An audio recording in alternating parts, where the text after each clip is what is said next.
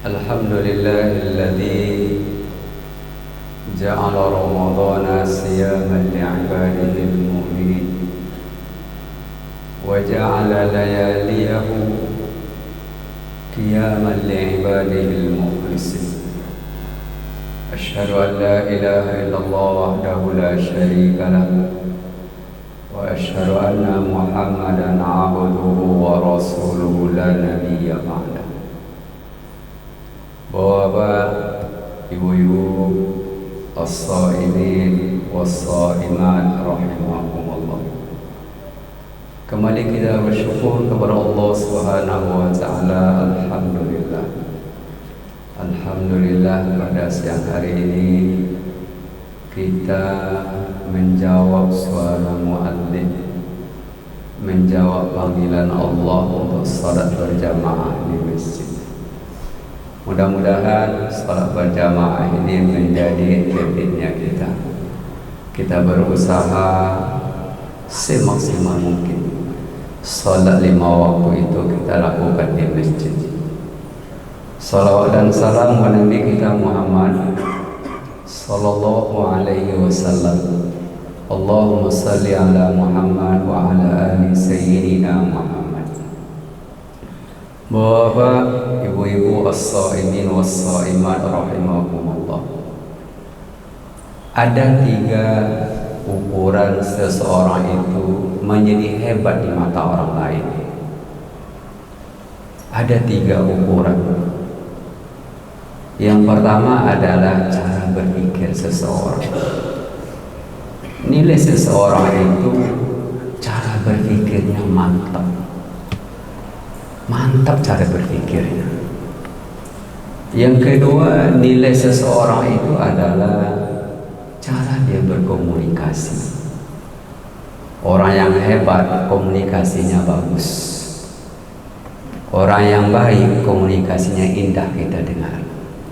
Marah pun dia, tapi orang nyaman untuk mendengarkannya. Ada orang Pak tidak marah, tapi tidak nyaman kita mendengarkan komunikasinya. Maka nilai seseorang itu adalah cara dia berkomunikasi. Allah yang maha segala-galanya memerintahkan kita Pak dengan bahasa yang santun. Nggak ada puasa, nggak ada. Ya ayyuhalladzina amanu kutiba alaikumusiyam. Wahai orang-orang beriman, diwajibkan kamu berpuasa. Itu yang kedua Pak, cara berkomunikasi. Yang ketiga, nilai seseorang itu adalah sikap dia menentukan sebuah permasalahan. Sebenarnya masalahnya biasa, tapi sikapnya luar biasa. Ada orang masalahnya kecil, tapi menyikapinya kayak kekanak-kanakan. Maka inilah nilai seseorang. Bukan kita sendiri Pak di mata orang lain, bahkan di mata anak-anak kita sendiri pun. Saya bangga punya ayah, saya bangga punya ibu. Yang pertama, komunikasinya bagus. Saya pernah melakukan kesalahan, ayah saya tidak pernah merendahkan saya. Yang kedua adalah cara berpikir, menyelesaikan sebuah permasalahan. Ada sebuah kaidah yang mungkin diterima kita bersama. Hindari peperangan, tapi kita menang. Hindari peperangan, tapi kita menang. Ini cara berpikir yang bagus.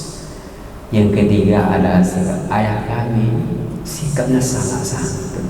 Nah, pertanyaan begini Bapak Ibu, as-shaimat. Pertanyaannya ialah, ibadah apa yang mewarnai 3 hal ini? Ibadah apa yang mewarnai cara kita berkomunikasi yang bagus? Ibadah apa yang mewarnai cara berpikir kita? Yang ketiga, ibadah apa yang mewarnai sikap kita? Jawabannya ibadah sholat yang sangat luar biasa. Maka beribadah yang sangat luar biasa mewarnai kehidupan kita adalah ibadah sholat. semakin bagus sholat kita, semakin bagus tatanan kehidupan kita. Semakin bagus sholat kita, semakin bagus komunikasi kita. Maka Pak, kalau boleh kita bahasakan, perbaiki sholat, kehidupan kau jadi baik nantinya. Makanya Pak, pertanyaannya, apakah sholat secara otomatis? Juga tidak Pak, tidak otomatis. Ternyata Allah memberikan klasifikasi. Minimal ada 2 tipe orang yang sholat. Yang pertama sahun Pak, lalai. Mereka sampai lalai di mata Allah. Apa bahasa Allah? Fawailul lil musallin alladzina hum an salatihim sahun. Celaka kamu kata Allah. Kok celaka mereka salat mereka sahun. Lalai. Tapi Allahu Akbar, orang yang salatnya dipuji oleh Allah. Qad aflahal mu'minun alladzina hum fi salatihim khashi'un. Maka Pak, solat manakah yang mewarnai kehidupan kita? Solat yang mewarnai cara berpikir, yang mewarnai cara berkomunikasi, yang mewarnai cara bersikap adalah solat yang khusyuk. Maka Pak, Allah jelaskan, qad aflahal mu'minun alladzina hum fi salatihim khashi'un والذين هم عن اللغو معرضون والذين هم للزكاة فاعلون والذين هم لفروجهم حافظون. Orang yang salat khusyuk ini Pak, pasti ini bukan kata Allah. Orang yang khusyuk, ciri yang pertama, walladzina hum 'anil lagwi mu'ridun. Mereka meninggalkan pekerjaan perkataan yang tidak ada manfaatnya. Jangankan perbuatan dosa yang tidak bermanfaat pun mereka tidak lakukan. Maka Pak, izinkan, kadang-kadang Pak Ibu, ada orang sholat tapi Pak masih nyaman menonton sesuatu yang tidak layak ditonton. Na'udzubillah. Sholat tapi masih nyaman menonton sesuatu tak layak kita tonton. Apanya yang salah? Solatnya tidak berkualitas. Kalau solat berkualitas, Allah garansikan Pak, Allah garansikan. Apa garansi Allah? Walladzina hum 'anil lagwi mu'ridun. Orang yang solat, orang yang khusyuk, mereka dihindari dari hal-hal yang tidak bermanfaat. Mata yang tidak memang menonton, tangan yang tidak pantas melihat sesuatu yang tidak pantas. Pak, sholat garansinya luar biasa Pak. Tapi sholat yang khusyuk. Maka Pak Ibu rahimahumullah, sangat aneh kalau ada orang puasa tapi tidak sholat, sangat aneh sekali. Karena Pak, ibadah yang paling mulia adalah sholat. Ibadah yang paling mulia adalah apa? Jawab alasan Pak. Ada 2 alasan minimal Pak. Yang pertama, salat adalah rukun Islam yang kedua. Satu-satunya ibadah jemput ke langit adalah ibadah salat. Maka Pak, perbaiki salat kita. Bukan hanya hitungan pahala Pak, pahala insya Allah, tapi salat itu merubah, menata kehidupan kita lebih baik. Jadi izinkan Bapak jamaah sekalian, orang yang salat Pak, no KDRT, no kekerasan verbal. Maaf Pak, kalau ada orang sholat KDRT, sholatnya tidak bersahun kata Allah. Ada orang sholat tapi Pak, kekerasan verbal, bahasanya kasar Pak, kasar bahasanya, tidak enak didengar.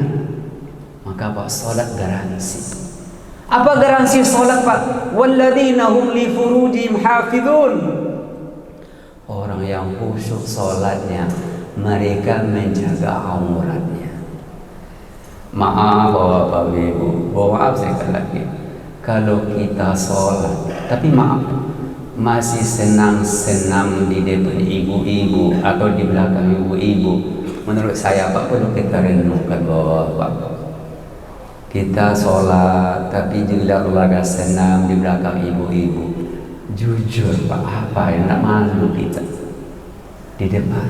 Malu, aurat. Walladzina hum li furujim hafizun. Dan bahkan kalau kita baca Al-Quranul Karim, bisikan apakah yang pertama disampaikan iblis kepada Adam? Jebakan pertama adalah jebakan masalah aurat. Kata ulama, kalau aurat sudah jebol, itulah awal kerusakan dari segala-galanya. Maka Pak, sholat itu menjaga aurat, menjaga mata melihat yang tidak pantas kita lakukan. Suatu ketika Aisyah kedatangan tamu buta, ibu maksud. Aisyah tidak pakai jilbab Pak, tidak pakai jilbab. Kata Aisyah, ya Rasul, kan dia buta Rasulullah, nggak nampak saya ini. Apa kata Nabi? Wahai Aisyah, matanya yang buta, tapi hatinya tidak buta. Bayangkan Bapak. Kata Aisyah, wahai Aisyah, matanya yang buta, tapi hatinya tidak. Sekalipun dia buta, tetap untuk aurat wahai Aisyah. Maka rahimakumullah, sholat bukan hal yang sepele Bapak. Maka mari kita perbaiki kualitas sholat. Ramadan adalah momentum memperbaiki kualitas sholat. Yang pertama kita usahakan bahwa khususkan hari kita sholat 5 waktu ke masjid. Itu cara memperbaiki sholat. Sholat yang sunnah saja. Nabi sholat tahajud biasakan di rumah Pak, di luar Ramadan. Tapi di bulan Ramadan Pak, Nabi tahajud qiyamul lail di masjid. Artinya yang sunat saja Nabi lakukan, apalagi yang wajib. Maka saya mengajak kita jamaah semuanya, mari kita upayakan memperbaiki kualitas salat kita. Kita biasa coba bayangkan Pak, azan berkumandang Allahumma rabb hadzihi da'watit tammah. Bahagia betul kita sewaktu kita mendengar suara adzan di masjid. Maka rahimakumullah, jangan sampai sholat kita tidak ke masjid. Wabil khusus nanti Pak sholat subuh. Jangan lupa, mari kita biasakan. Mari kita biarkan sholat berjamaah. Salah satu memperbaiki sholat kita. Maka Bapak Ibu sekali lagi, perbaikilah sholat kita. Kehidupan kita menjadi kehidupan yang baik. Cara berpikir kita, cara sikap kita, cara komunikasi Allah, begitu kekuatan salat tersebut. Akhir kalam, wassalamualaikum warahmatullahi wabarakatuh.